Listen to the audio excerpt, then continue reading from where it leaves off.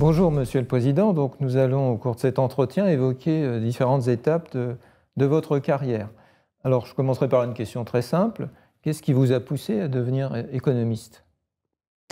Eh bien, au début d'une carrière, il y a effectivement une histoire personnelle. Et pour moi, la présence de mon père, Stéphane Hénin, qui a été l'un des fondateurs de l'agronomie scientifique en France, et donc pour nous un modèle de la recherche en général, et notamment de ces domaines qui sont un peu aux limites de la science dure ou de domaines plus d'application. Alors, j'étais donc une enfance assez isolée, et avec l'un des frères qui m'était le plus proche, nous discutions beaucoup, nous construisions un petit peu un monde d'histoire simulée, et dont l'un des enjeux était d'imaginer des modes de développement, par exemple, de l'Amérique latine. Et c'est un peu ce type de réflexion, de discussion qui nous amenait à lire, à renseigner, à réfléchir sur des enjeux qui ramenaient à l'économie, et certes avec un intérêt pour l'histoire, la géographie. Il nous semblait que l'économie était peut-être la discipline la plus centrale, la plus peut-être un peu fondatrice par rapport à dans ses implications. Mais ça, c'était donc déjà avant le baccalauréat que vous aviez déjà ce type de préoccupation? C'était avant le baccalauréat. Alors, papa était très attaché à l'importance des mathématiques pour la scientificité d'une discipline. Donc, il souhaitait m'encourager à faire des études dans ce sens. Malheureusement, le collège dans lequel j'ai fait mes études secondaires était très mal outillé de ce point de vue-là, ce qui fait que j'ai passé mon bac maths-LM en n'ayant pas tout simplement la moyenne en maths. Et donc, il n'était pas question pour moi de faire une prépa, par exemple. Mais quand même, de m'inscrire en MGP, hein, la propédeutique mathématique de l'époque, où je ne suis resté à peine 2 mois avant de passer à la fac de droit, l'étude de sciences économiques. Une des premières promotions en sciences économiques, puisque à l'époque, c'était juste le basculement de la licence en droit économie politique, la licence en sciences économiques.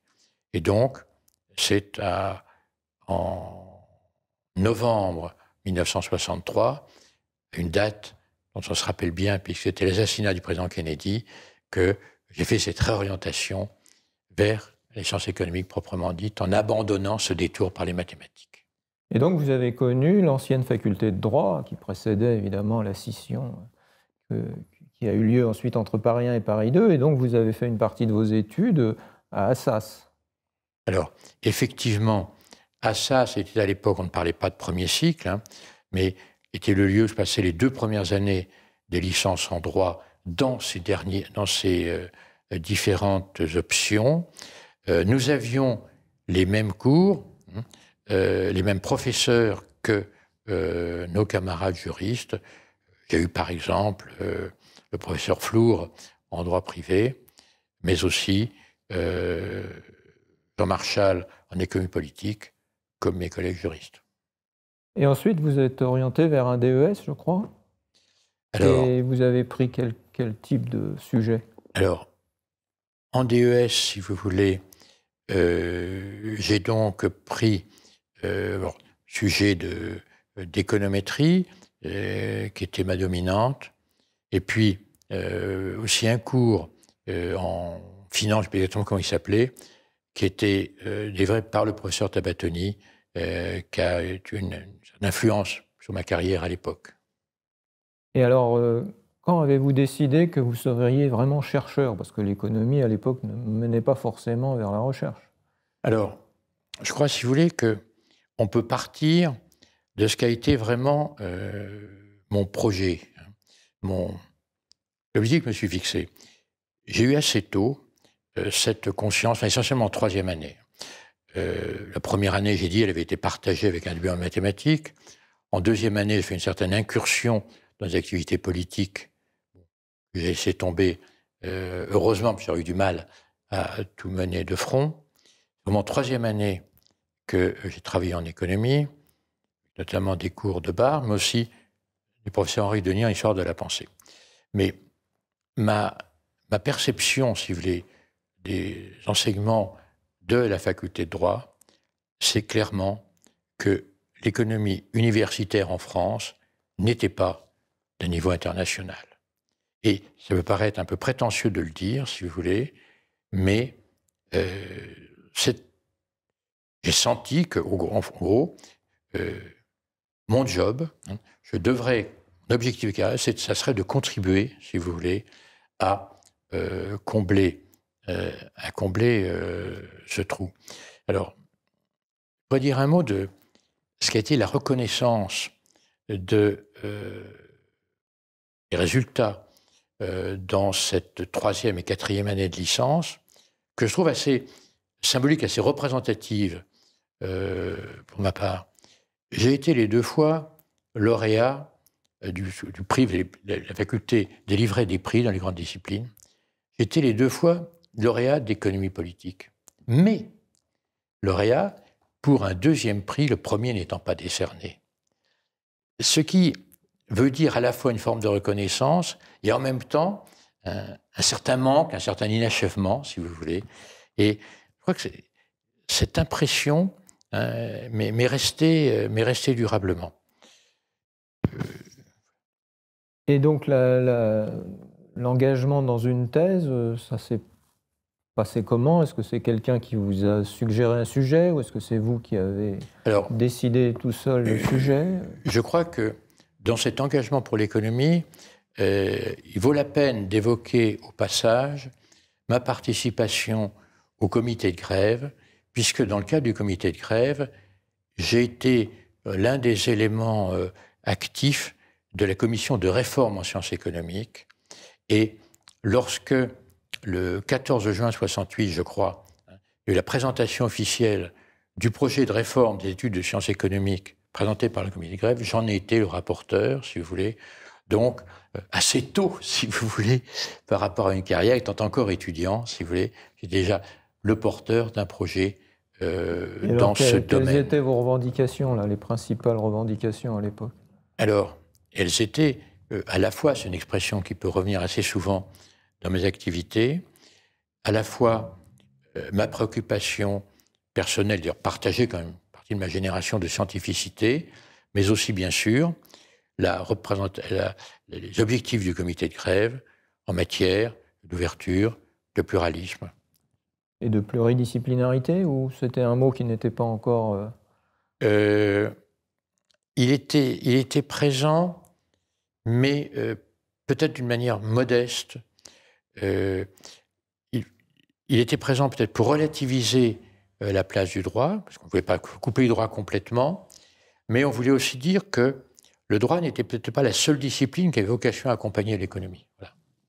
Et est-ce que vous étiez au courant des projets qui allaient donner ensuite naissance à Paris 1 à l'époque, au niveau du comité de grève, ou est-ce que c'était quand même d'autres cercles qui réfléchissaient là-dessus? Alors, je n'étais pas associé à cet aspect. Par contre, du fait que je travaillais avec le professeur Tabatoni, qui a été le fondateur de Dauphine, j'étais associé aux toutes premières réflexions sur la création de Dauphine dès le mois de juin 1968, à l'époque où bien peu de gens avaient entendu parler de ce projet.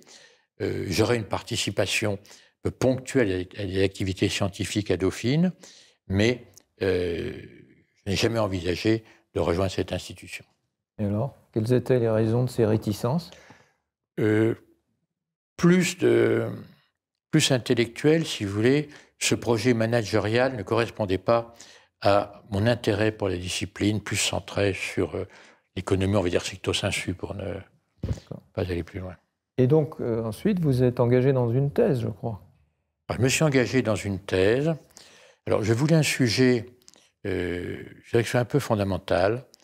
Il était beaucoup question de théorie du capital à l'époque, mais avec une tendance à répéter un sujet à la mode. Et j'ai donc choisi, si vous voulez, je voulais avoir un angle original.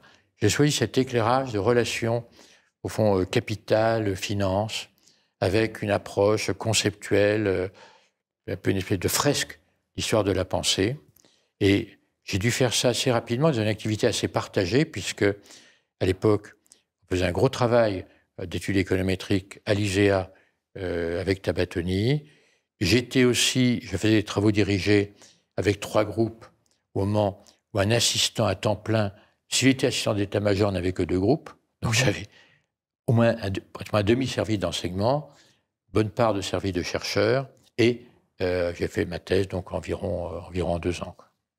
Et alors, qui était le directeur officiel? Est-ce qu'il y avait encore à l'époque un rôle du directeur ou est-ce que c'était un peu formel? C'est une histoire.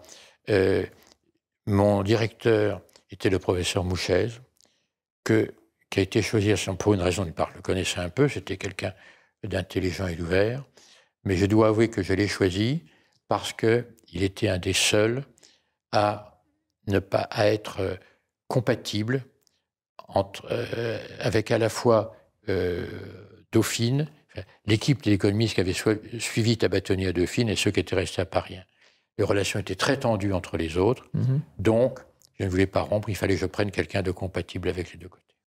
Donc après cette thèse, vous voulez aussi préciser que vous avez fait une thèse complémentaire et, sur un sujet qui, je crois, vous tenait à cœur.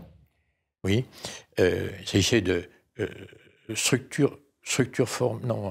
pensée formelle, et structure causale en économie. Le sujet était important puisque, derrière ce rôle des mathématiques, si vous voulez, c'est ce que j'appelais cet aspect pensée formelle, également ces questions de causalité. C'est d'ailleurs à l'occasion de présentation de ces travaux, un séminaire d'Edmond Malinvaud qui faisait un petit peu référence en France, qui a eu quelques années plus tard, que mes premières publications qui étaient remarquées sur le plan international, plutôt étaient issues de cette thèse que d'autres travaux. D'accord. Donc vous vous décidez aussi à embrasser une carrière universitaire complète, puisque vous allez présenter l'agrégation. Est-ce qu'à l'époque, il n'y avait pas aucune limite d'âge? Parce que vous avez été reçu très jeune, en fait. Alors, permettez-moi, pour ne pas l'oublier, de signaler que j'ai quand même été 3 mois attaché de recherche au CNRS. Oui, et qui est bref. Évidemment, les syndicalistes CNRS sont adressés à leur direction en disant « Regardez, Hénin, en 3 mois, a eu la promotion qui nous demandera 15 ans si nous restons au CNRS pour passer en rang A, si vous voulez, en directeur de recherche. » Donc j'ai passé ces 3 mois où je n'ai pas pu faire grand-chose au CNRS, mais j'étais en plein la période du concours d'agrégation. Et alors, comment ça se passait l'agrégation à l'époque? C'était comme aujourd'hui ou c'était très différent? Alors, je ne sais plus très bien ce qu'il en reste. Nous avions un régime allégé avec présentation de travaux et seulement 2 leçons, une d'analyse économique et une qui portait sur une application politique, des leçons à 8 heures. La fameuse leçon à 24 heures qui a été très typée était à l'époque suspendue. Elle a été réintroduite quelques années, mais je n'ai pas connu cet exercice-là. Ah, d'accord. Et vous vous souvenez des gens qui étaient au jury à cette époque? Oui. Alors c'était donc Alain Barrère qui présidait, et Babot, Mingui qui devait être un ingénieur économique, qui fait un de mes rapporteurs. Et donc ensuite, vous allez être nommé, je crois, à Orléans. Mon rang, donc. Oui, premier, il faut le rappeler. Premier, donc, effectivement, en même temps qu'un des plus jeunes dans l'histoire de l'institution. Pas le seul, quand même, enfin, un des plus jeunes. Donc, me permet de choisir, évidemment, le plus pratique est Orléans, comme je résidais à Paris. D'ailleurs, ce qui ne rajeunit pas, l'un de mes premiers étudiants est maintenant pratiquement le doyen du corps des recteurs en France, qui était lui-même major d'agrég, président de son université, et qui est pratiquement un des plus anciens directeurs de William Marois. Donc, cette expérience orléanaise de quelques années. Alors, qu'on peut dire, c'est passer l'agrég, m'installer à Orléans, ça a été vraiment la période fondatrice de Paris 1.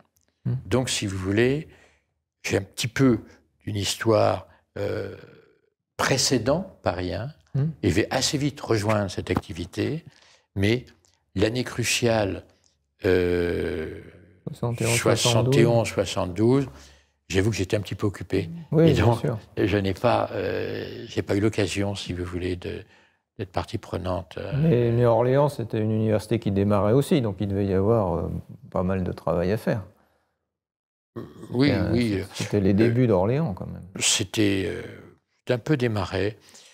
Bon, on peut dire que là, un peu la conduite turboprof, si vous voulez, je faisais, je pense bien, mon travail pédagogique, mais pas tellement d'implication institutionnelle, un fonctionnement de l'institution, je dois le reconnaître. Et donc, quand vous êtes revenu à Paris 1, vous avez senti que c'était vraiment un espace nouveau ou c'était encore très en continuité avec ce que vous aviez connu auparavant? Il faut revenir sur la notion de retour à Paris 1, puisque très vite, donc tout en étant en poste à Orléans, on me confie un cours des premières années de Tolbiac, un cours de macroéconomie dédoublé en première année, et peut-être et surtout, de manière quand même très étonnante pour un jeune collègue qui n'est pas en poste, Henri Bartoli, donc fondateur, directeur de l'UFR, me donne dès 73-74 un budget pour mon groupe de travail sur les fondements micro de la macro, qui figure, si vous voulez, dans les 12 ou 15 centres de recherche, avec la dotation généreuse de 4 000 francs, mais qui est celle de la moitié des collègues. Donc, j'ai cette forme de reconnaissance, de retour, si vous voulez, qui anticipe. Je pense aussi, c'est plus que c'est avant mon retour formel à Paris 1, que Jean Bénard me confie, alors le suivi, bien sûr, peut-être plus comme rapporteur, comme président, bien sûr, mais une commission de réforme des DEA, en 1974, la réforme des troisième cycles, une commission DESS, une commission DEA, et donc, de m'occuper de la commission DEA, on voit bien que le fait de prendre un collègue très jeune extérieur, éviter de prendre position entre les autres collègues, etc. Et puis arrive l'élection à Paris 1, mais dans l'UFR 6, l'UFR de gestion. Et donc je suis professeur à l'UFR de gestion quand je suis élu directeur de l'UFR 2, à la suite d'une crise, on ne comprend d'ailleurs pas très bien avec l'effectif de cette UFR, comment on va chercher un jeune collègue qui n'est même pas dans l'UFR pour la direction. Je sais qu'en tout cas, Hélène Arveller était très contente de voir, si vous voulez, que la crise, qu'une solution était trouvée pour cette grande UFR. Et donc, ça m'a donné peut-être une relation un peu plus forte avec Hélène Arveller, puisque mon élection n'était pas routinière, si vous voulez. Elle arrivait comme une solution à un problème qui, ponctuellement, était une situation de crise. Donc, vous avez tout de suite été dans le bain, comme on dit. Si vous voulez, mais j'étais là depuis quelque temps. Oui, mais enfin, je veux dire, vous prenez des responsabilités très vite, finalement. Très vite, oui. Et quand on regarde effectivement tout votre parcours, on constate que vous avez rempli de très nombreuses positions administratives ou d'animation ou de direction. Et je n'ai pas évidemment en tête là, tous les collègues que vous avez eus à l'époque, mais vous n'êtes pas quand même assez original par cet investissement dans plusieurs types d'activités, alors que certains se spécialisent plutôt sur la recherche, d'autres plutôt sur l'administration, mais rarement font tout à la fois. Oui, il est exact qu'à ce moment, on se demande pourtant ce que j'ai cumulé. Je n'ai pas eu l'impression que j'ai essayé de cumuler pour moi. Sans doute, effectivement, on m'a confié des choses parce que les gens ne se précipitaient pas. C'est possible. Non, c'est parce que je me souviens de ce que disait Michel Kaplan à propos des présidents. Il disait « Les économistes, on a du mal à les convaincre de devenir président. » Et quand on... Bon, il faut quand même dire, si vous voulez, que l'expérience malheureuse de Bauchet, qui n'était rien, le pauvre, pour le contexte de politique nationale sur la loi dite sauvage dont il a été victime, n'était pas là pour encourager.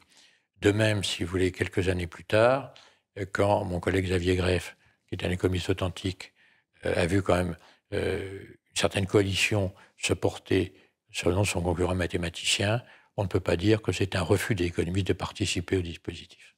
D'accord. Donc, on va corriger un petit peu le propos de Michel Kaplan. C'est aussi ça à quoi servent ces entretiens, c'est que chacun donne son appréciation des événements. Alors, vous avez animé plusieurs groupes de recherche et même fondé des laboratoires. Quels sont vos souvenirs à cet égard? Parce que c'est souvent des points qu'on aborde rarement. Oui. Alors, si vous voulez, bon, on manque malheureusement de temps. Je distinguerai le volet peut-être contenu et organisation. En termes d'organisation, ils ont commencé par ce petit groupe très informel, amical, du fondement micro de la macroéconomie. Et ensuite, j'ai eu l'opportunité, la chance, je ne sais pas, hein, qu'avec le départ à la retraite d'Henri Guiton, qui était quand même un grand personnage, avec le centre d'économétrie, si vous voulez, avec son équipe de conjoncture analytique, que j'ai pris sa suite, donc en fusionnant les deux groupes, devenu un peu un groupe, on peut dire, plus généraliste en macroéconomie. Et plus tard, c'est aussi rapproché du groupe dit de mathématiques économiques de Claude Fourgeot pour constituer le groupe Eureka. Et ensuite, nettement plus tard, bien sûr, mais je n'étais plus aux commandes à ce moment-là, s'orienter vers ce qui est actuellement le Centre d'économie de la Sorbonne. Du point de vue de l'orientation intellectuelle, si vous voulez, le courant, à l'époque, j'étais donc intéressé à ce qu'on a appelé la théorie des équilibres, hein, ou une certaine synthèse keynésienne néoclassique. Et ce qui est, je dirais, amusant, c'est que j'ai souvent été considéré par beaucoup, quand on avait cette orientation, un petit peu comme un traître. Prétendre qu'on peut être à la fois keynésien et néoclassique, dans cette macroéconomie de la synthèse, hein, c'était dénoncé, c'est quelque chose, si vous voulez, quelque chose qui m'a suivi.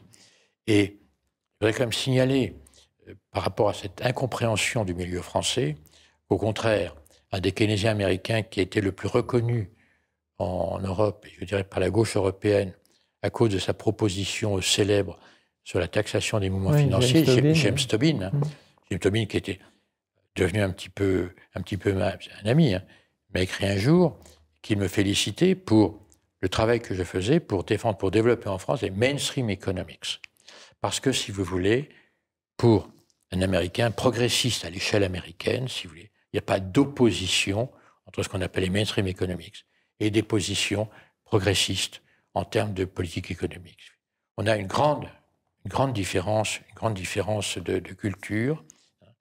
Et donc, dans les travaux que j'ai impulsés, si vous voulez, j'ai cherché à conserver ce fait d'exploiter des instrumentations économiques nouvelles avec ces problématiques qu'on pourrait appeler, si vous voulez, une approche plus réformiste en matière de politique économique. Alors les années où vous êtes maintenant pleinement professeur et chercheur sont des années de débats importants dans l'économie, puisque on entre dans la phase de ce qu'on a appelé les conséquences des crises pétrolières ou du ralentissement économique qui marque la fin des années 70 et une partie des années 80. Est-ce que vous êtes sollicité pour prendre parti dans les débats publics là-dessus, ou est-ce que vous considérez que ça ne fait pas partie de votre... Bien, je prends parti à la marge. Alors, je ne vais pas entrer dans des détails peut-être sans importance. Par contre, l'une de mes activités d'expertise internationale, entre 79 et 80, j'ai été 2 fois, si vous voulez, rapporteur auprès du Conseil économique et social de la Commission. Donc auprès de René Bonetti, qui était un syndicaliste FDT que j'avais connu et qui me honorait un peu de son estime. Et dans l'un de ces rapports, je pense être le premier qui a signalé ce phénomène de désindustrialisation, ce qui a été remarqué par un des commissaires industriels européens le plus reconnu, Alexis Jacquemin, dans un article qu'il a écrit à l'époque, si vous voulez. Donc, sans être parti pris au débat public, je crois quand même une certaine conscience et un signalement de certains problèmes. Et Donc vous avez dit que vous aviez une très brève carrière politique. Vous n'avez jamais été retenté par un rôle d'expert auprès de décideurs ou de personnalités? Non, l'occasion s'en serait présentée à la fin des années 70. Jacques Attali et Jacques Delors voulaient avoir un financement public sur une recherche. Ils avaient besoin de s'associer des économistes qui ne soient pas affichés politiquement. Donc, j'ai participé à un programme avec eux, dans lequel il y avait également Touraine, nous étions 4. Ça aurait été une occasion, peut-être de me rapprocher de Delors, mais j'étais très occupé, j'avais quand même un sentiment de ne pas être très sûr de ce que je pourrais apporter dans ce domaine, donc je n'ai pas été tenté de franchir le pas. Alors, vous avez cité James Tobin, je crois que vous avez d'ailleurs fait traduire un de ses ouvrages en français. Oui. Est-ce que vous aviez d'autres relations avec les États-Unis à cette époque? Alors, j'ai amorcé effectivement un cycle d'échanges, d'utilisation des statuts de professeur associé pour inviter ces professeurs américains. Je me rappelle que quand je suis revenu en 1974 d'un voyage aux États-Unis, Jean Bénard me dit « Mais vous n'y pensez pas. Qu'est-ce qu'on leur fera faire? Quel statut on leur donnera ?» Et j'ai effectivement amorcé cette pompe avec Tobin, avec Modigliani, avec d'autres prix Nobel. De cette expérience américaine, ma petite expérience américaine, permettez-moi de citer un échange qui rejoint ce que j'appelais tout à l'heure l'axe central de mon action en économie, et sans doute du point de vue universitaire. J'ai donc rencontré en 1974 Kenneth Arrow, l'un des plus intelligents de ces mathématiciens américains, parce que c'est un esprit original, si vous voulez, qui ne reproduisait pas simplement des modélisations, des trucs les plus standards. Et la première phrase, la première question que m'a posée Kenneth Arrow, c'était « Êtes-vous normalien ou polytechnicien ?» Parce que Kenneth Arrow n'imaginait pas que, voyant un Français qui s'intéressait à l'économie, on va appeler standard, si vous voulez, internationale, hein, que je n'ai pas l'une de ces formations. Et je me rappelle aussi que quand j'étais au comité directeur de l'Association européenne de sciences économiques, le secrétaire général, qui devait être un Suédois, a dit « Ah, mais rappelez-vous bien, dans les campagnes de promotion de l'association, European Economic Association, rappelez-vous bien qu'en France, les bons économistes ne sont pas à l'université, mais dans les grandes écoles. » Donc, j'ai été témoin de cela. Et donc, pour moi, je veux dire, une boussole, ça a été un peu une boussole, à travers le magistère, à travers les débats compliqués, beaucoup plus tardifs sur l'école d'économie de Paris, mais aussi les contacts que j'avais en amont. Hein, je veux dire que obtenir, travailler à cette reconnaissance, avoir plus tard la satisfaction de voir que certains de mes étudiants vont avoir des prix internationaux qui ne sortent pas d'une grande école, si vous voulez, pour moi, ça serait un peu ça le symbole d'une réussite de ma carrière, plus que dans des publications personnelles ou d'autres choses. Alors, puisque nous abordons donc ces questions de comparaison internationale et de réforme, vous avez été évidemment, en tant que président, confronté à un certain nombre de nouveautés ou de nouvelles décisions, mais évidemment aussi quand vous étiez directeur du FR. Alors, quel bilan faites-vous de toutes les transformations qu'ont subies les universités depuis une vingtaine d'années? Est-ce que vous estimez qu'elles vont dans la bonne direction ou est-ce qu'il y a beaucoup de travail qui n'aboutit pas? Il y a un certain mélange.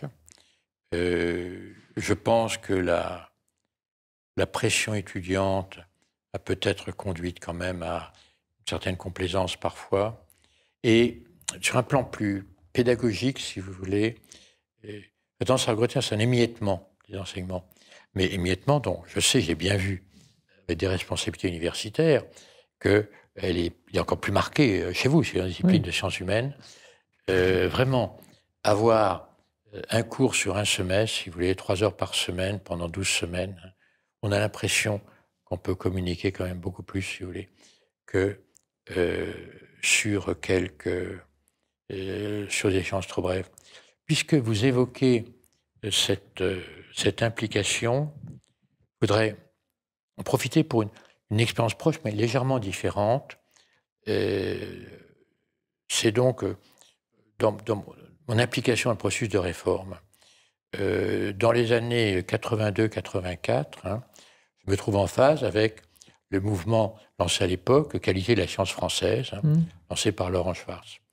Et donc, je vais me trouver dans ce processus, d'ailleurs très jeune, dans le fameux comité des sages lancé par Chevènement, et aussi comme expert ministériel, ça a été, je crois, ma seule mission de ce type, alors au ministère de la Recherche, auprès de quelqu'un dont le nom ne sera pas inconnu, Maurice Garden, si vous voulez. Bien sûr. Hein. Donc, j'ai travaillé avec Garden pendant 2 ans, si vous voulez, comme expert pour l'économie. Et alors, c'est aussi la période de réflexion en amont sur les magistères. Si vous voulez, avant de construire le magistère parisien, hein, j'étais associé à cette réflexion en amont sur les magistères. Et au niveau de l'autre grande réforme, enfin en tout cas qui a marqué les transformations de Paris 1 notamment, c'est-à-dire la loi LRU de 2007, vous étiez, je crois, d'ailleurs président à l'époque. Comment l'avez-vous vécu? Alors moi, je l'ai à peine vécu, si vous voulez, puisque c'était uniquement, je dirais, peut-être des prolégomènes très formels. Je dirais simplement que je n'ai pas de regret de ne pas avoir eu à l'appliquer. Mes propos s'en tiendront là. Un propos prudent. Voilà. Oui, je sais que Philippe Boutry, lui, en a été assez marqué. Et au niveau il y a une autre grande transformation qui a eu lieu, c'est donc la création de l'École d'économie de Paris, dans laquelle vous avez eu un rôle important. Alors, quel est votre bilan actuellement? Vous pensez que c'est une réussite? Si vous voulez, d'une part, c'est vrai que pour moi, elle correspondait à un long engagement de collaboration avec ceux qui vont être ces acteurs autour de l'ENS et de HESS. Donc, tout naturellement, si vous voulez, j'étais bien leur interlocuteur. Je crois à la fois qu'il n'était pas possible qu'on n'y soit pas, mais à tel ou tel qui me félicite, si vous voulez, je suis bien conscient que ça n'aurait pas pu marcher, que j'ai laissé... il fallait qu'on y soit, l'affaire était lancée, mais il y avait beaucoup de travail pour que ça marche derrière. Et je crois vraiment que les collègues qui m'ont succédé dans différentes responsabilités ont dû faire un effort d'imagination, de compromis pour que l'affaire tourne et qu'on arrive à un résultat satisfaisant. Vous voyez, face à cette peu domination des grandes écoles qui nous prennent de haut, des gens qui en sont issus, aujourd'hui l'école d'économie de Paris, qui est directeur de l'école d'économie de Paris, qui est directeur de l'équipe de recherche, ce sont 2 anciens de Paris 1 de mon magistère. Parce que les vedettes, si vous voulez, internationales, eh bien, pour le coup, ils s'occupent de leur recherche et ils ne se précipitent pas dans ces tas de gestion. J'en profiterai d'ailleurs pour glisser au passage une impression un peu semblable que j'ai pour l'autre grand projet qui s'est dénoué, qui s'est lancé pendant mon mandat, le campus Condorcet. Je pense aussi que j'ai laissé un dossier qui présente un vrai potentiel, mais beaucoup de difficultés à gérer et à surmonter. Et je n'ai pas du tout l'impression d'avoir laissé un dossier bouclé, tout gagné à des gens qui sont venus après. Simplement un chantier ouvert avec beaucoup de travail et de difficultés à surmonter. Oui, d'ailleurs, enfin, c'est un peu l'impression qu'on a quand on regarde l'histoire de Paris 1, c'est que chaque président, en fait, reprend un peu la tâche du précédent, parce que les projets durent plus de 5 ans ou plus de 6 ans, et comme les présidents ne restent que 5 ou 6 ans au maximum, il faut qu'il y ait une continuité dans l'action des gens qui se succèdent.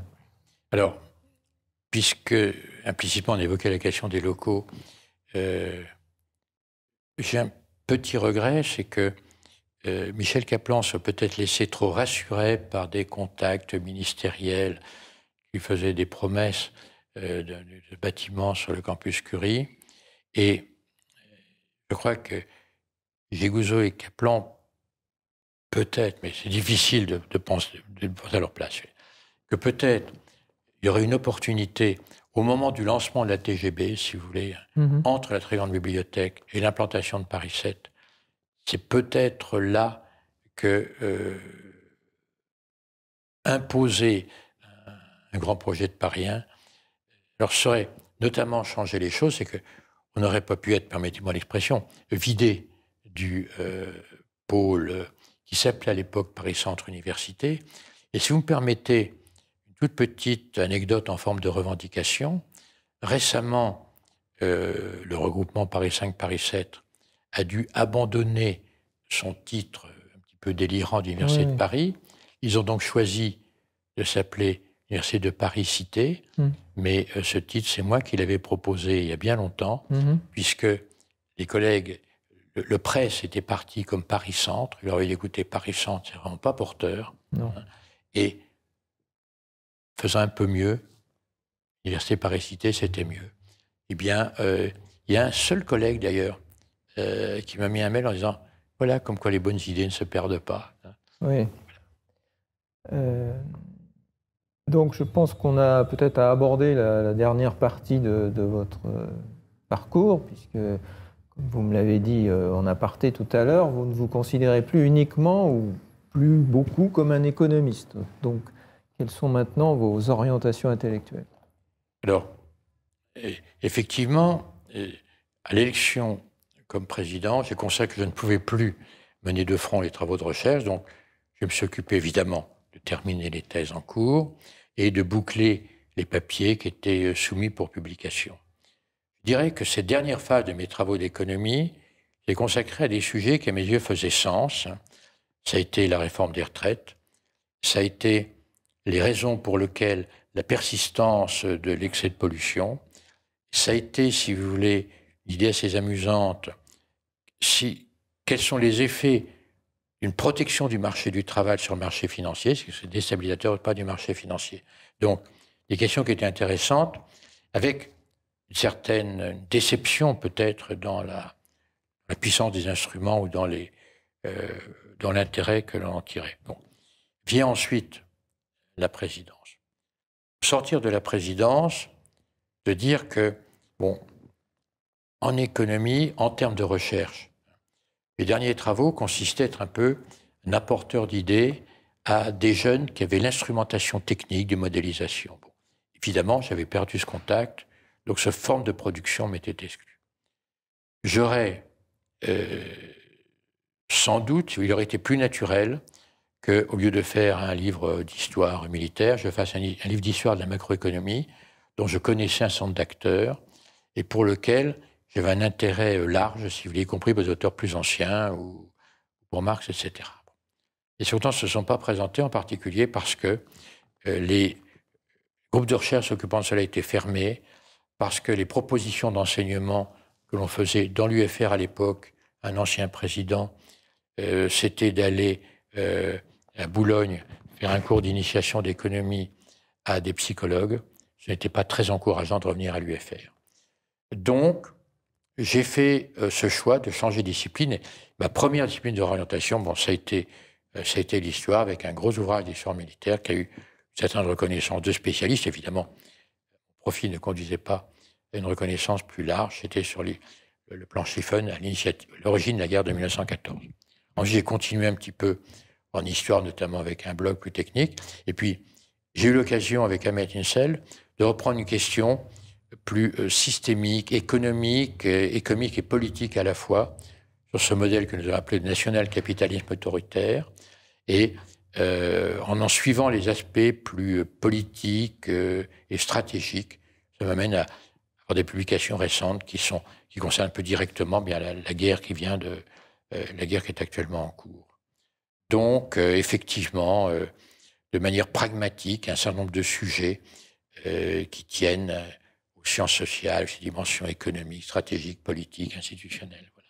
Oui, donc d'un certain point de vue, je ne sais pas si on peut conclure là-dessus, vous êtes tout à fait conforme à la vocation de Paris 1 qui était justement de rapprocher sciences économiques, sciences humaines, sciences politiques. Alors, l'ironie de l'histoire a voulu que si c'est un rapprochement de Paris 1, ça a été complètement en dehors de l'université.